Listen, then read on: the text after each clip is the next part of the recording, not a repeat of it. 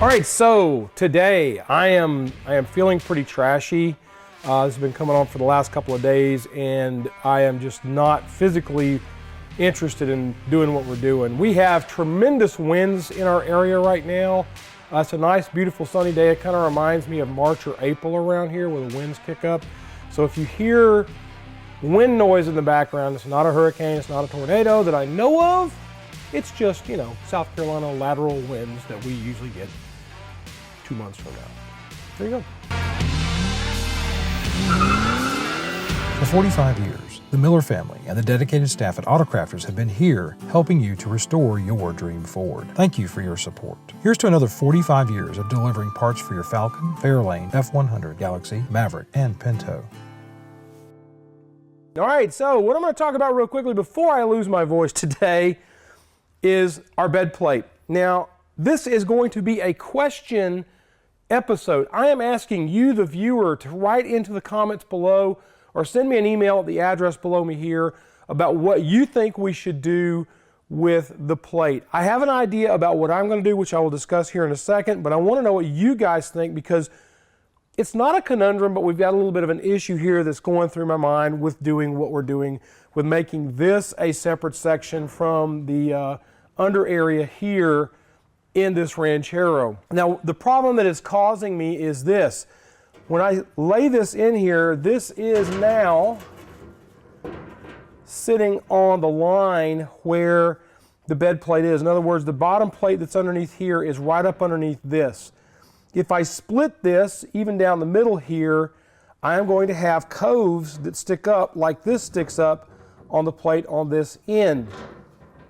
I don't necessarily want that. Now I'm going to tell you what I'm thinking about doing, and whether you guys think it's a great idea or not, let me know. What I'm thinking I will do is I'm going to go in and split this end of the plate here and drop this in and weld it so that it drops into a point which should help solidify this just a little bit so it's not as floppy. I'm not worried about this being floppy because this is going to be welded in.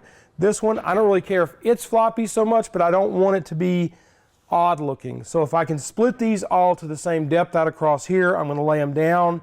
And then on the underside, I'm going to weld them, and I will grind all that smooth so we've got a bevel here going this way, one on either end of it. And hopefully that should give me what I'm looking for with the look inside this bed area. I will say right now that this bed in this Ranchero is a hot mess. It is really it's just got a lot of kinks and bends in it. You can see that the bed plate has got a bend out point on it over on the passenger side. The front corner of the bed plate over here is bent up in the air. There's a kink that I've tried to take out somewhere along in here, and the bed itself, the plate is rolling to the center. It makes for a really interesting piece to try to make this thing stabilize and sit the way I want it to sit.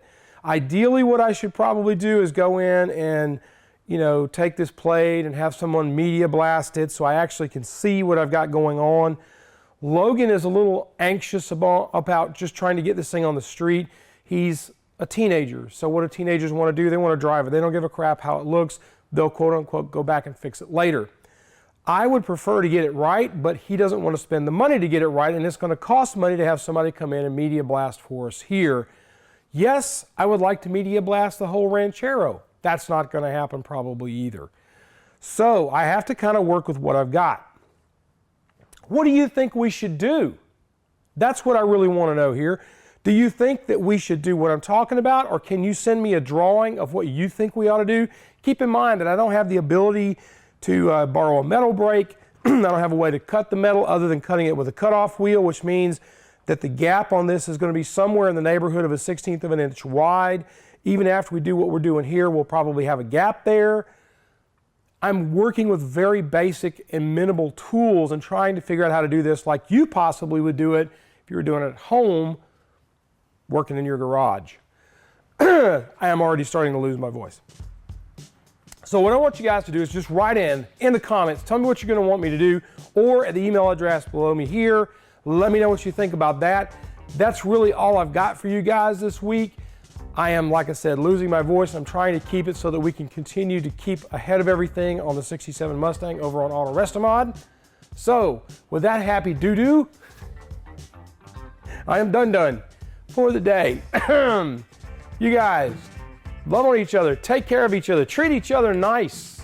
You guys have a great week, and we'll see you next time on Down the Road. I probably mishmashed about 4 different things together right there, and honestly, I don't much care.